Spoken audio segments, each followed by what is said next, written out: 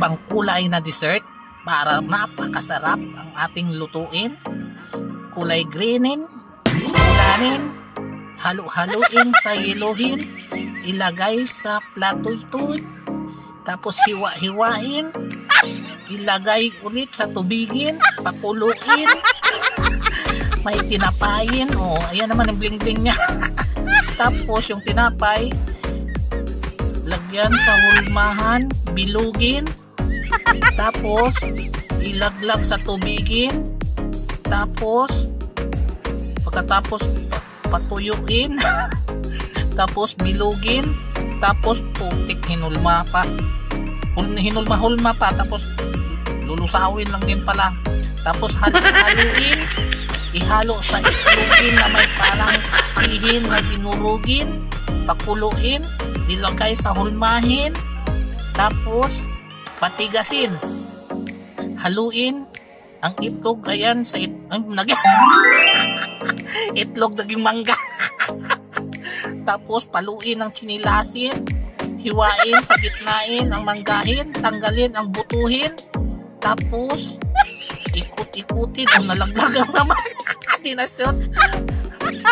Agoy, ilagay sa takuriin, painitin, tapos ilagay sa hulmahin ang manggahin na lusawin, tapos tusuk-tusukin para magiging ice cream. Tapos ilagay natin sa 1, 2, 3, binilangan lang, tapos nagiging putik na yan. Akala ko patigasin magiging ice cream, yun lang pala.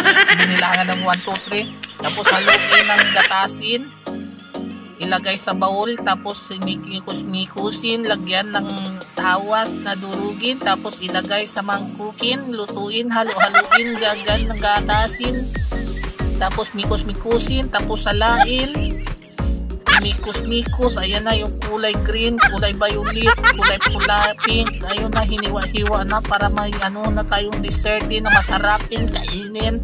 Ilagay na yung hinulma na, ayan, gulamin, hiwa-hiwain, ilagay sa platuhin, tapos kainin, lagyan ng iba-ibang kulayin, tapos pasarapin para sa mga babisitin, pumalsikin na aking lawayin.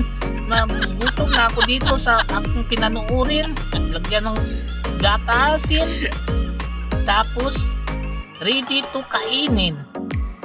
Oops, bago muna yan, picture, ayan, ibigay na sa bisitahin.